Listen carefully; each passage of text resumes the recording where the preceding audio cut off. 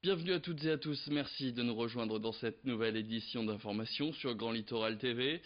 Et nous sommes en plein cœur des grandes marées sur la côte d'Opale. Alors pour ceux qui ne connaissent pas ce phénomène, ce sont des marées qui sont plus importantes que d'habitude, elles descendent plus bas et montent plus haut qu'à la normale. Un phénomène qui reste naturel, qui a lieu une fois par mois. Et un spectacle qui reste à chaque fois superbe, qui fait le bonheur des pêcheurs à pied, mais un phénomène qui n'en reste pas moins dangereux. En effet, les forts coefficients entraînent de forts courants et la montée rapide des eaux piège souvent les promeneurs. Alors pour éviter tout problème, la préfecture maritime de la Manche et de la mer du Nord, ainsi que le Cross Greenet, appellent à la vigilance et rappellent des consignes de sécurité, le tout au micro de Marine Kijek. L'ensemble de la région Manche-Mer du Nord qui va du Mont-Saint-Michel jusqu'à la frontière belge. L'année dernière, les deux centres de sauvetage, Jobourg et Greenet, ont réalisé 154 opérations de recherche et de sauvetage pour des personnels isolés par la marée. C'est 3 fois plus qu'en 2016. Et déjà cette année, pour Greenet, on en est déjà à plus de 57 opérations. C'est plus que l'année dernière. Vigilance, prudence, responsabilisation des personnes. Il faut vraiment s'aventurer en mer que lorsqu'on connaît bien. Et puis être responsable, ne pas prendre de risques inutiles. Comment bien circuler à vélo? Il arrive que sur la route, la cohabitation entre voitures et vélos soit compliquée et que des tensions se créent entre cyclistes et automobilistes, des utilisateurs de deux roues qui restent plus vulnérables et donc qui doivent faire plus attention. C'est pour ça que l'association Prévention routière en partenariat avec MMA a interpellé pendant toute une matinée les cyclistes qui passaient près de leur stand.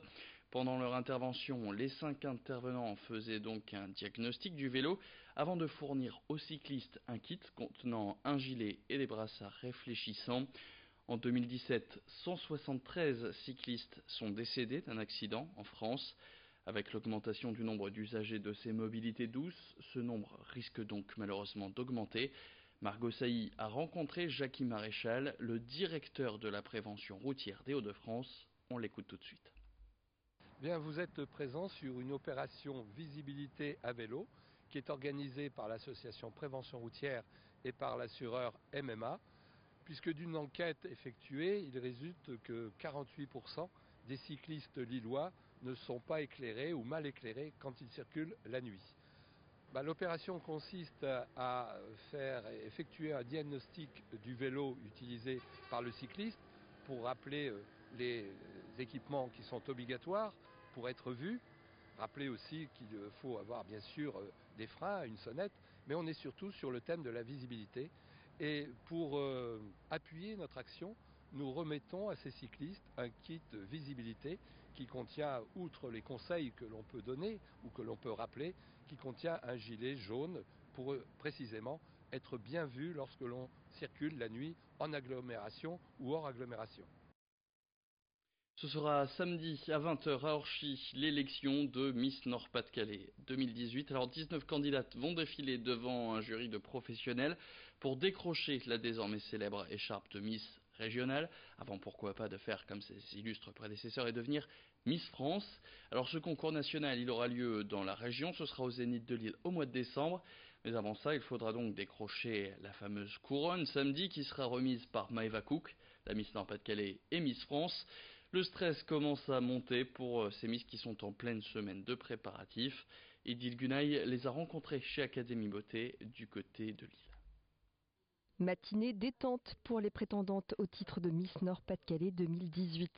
Au programme, massage, manucure et coiffure. À quelques jours de l'élection, l'appréhension gagne du terrain pour ces jeunes filles. Alors c'est l'occasion de s'accorder un moment de relâchement sans perdre de vue un objectif, représenter notre région le 15 décembre prochain à l'élection de Miss France 2019. Je suis motivée à représenter ma région avec ses valeurs, ses traditions et tout ce que les gens du Nord sont. La bonne humeur, le sourire, la bonne ambiance. On rencontre beaucoup de filles, on vit beaucoup de choses incroyables, on touche au monde de la mode avec la coiffure, le maquillage, les défilés. On voyage cette année, la Miss Nord-Pas-de-Calais va voyager à l'île Maurice avec les 30 autres candidates. Et vraiment, c'est une super belle aventure à passer. C'est une fois dans sa vie, il faut profiter du moment et chaque instant. Je pense que c'est plutôt un avantage d'avoir 3 Miss France et une Miss Univers. Et peut-être bientôt une Miss Monde avec Maëva Cook qui va nous représenter le 8 décembre prochain. Et du coup, je me dis que c'est 3 fois plus de conseils de Miss France et de Miss Univers. Lors de cette semaine de préparation, les 19 candidates passent entre les mains des élèves de cette école de coiffure et d'esthétique. La directrice des lieux est une habituée du concours. Également membre du jury à l'élection de Miss Nord-Pas-de-Calais, elle a vu passer Maëva, Iris et Camille. Elles ont toutes entre, je dirais, 19 et 22 ans. Toutes le même rêve et les mêmes paillettes dans les yeux, puisque quand même on a eu Camille, Iris et Maëva. C'est un bonheur et une fierté, parce qu'elles sont passées dans les mains de mon école aussi, puisqu'on les a préparées vraiment jusqu'à Miss France. C'est tout le mal qu'on souhaite d'ailleurs à toutes ces jeunes filles. J'espère qu'elles iront au bout de leurs rêves le plus loin possible.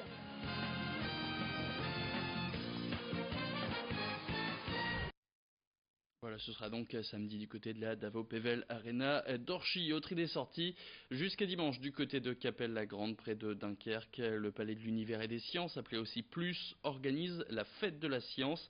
Cette semaine est rythmée par de nombreuses découvertes pour les visiteurs et elle est placée sous le thème de l'erreur scientifique.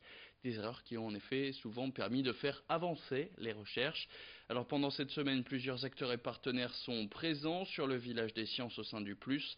Au programme, ateliers, stands, spectacles ou encore conférences, le centre va donc vivre au rythme de cette opération nationale qu'est la Fête de la Science.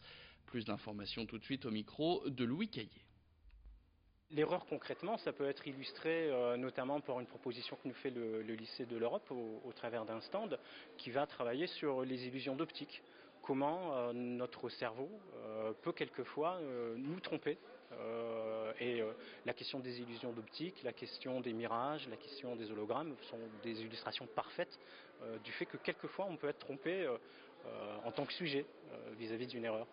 On va effectivement apprendre, toucher, expérimenter, regarder autrement, se poser des questions, assister à des conférences, à des spectacles, à des séances de planétarium, visiter les expositions du Plus, et tout ça, lorsque c'est possible, sous le prisme effectivement de la question de l'erreur. Et c'est la fin de cette édition. Tout de suite sur Grand Littoral TV, la météo.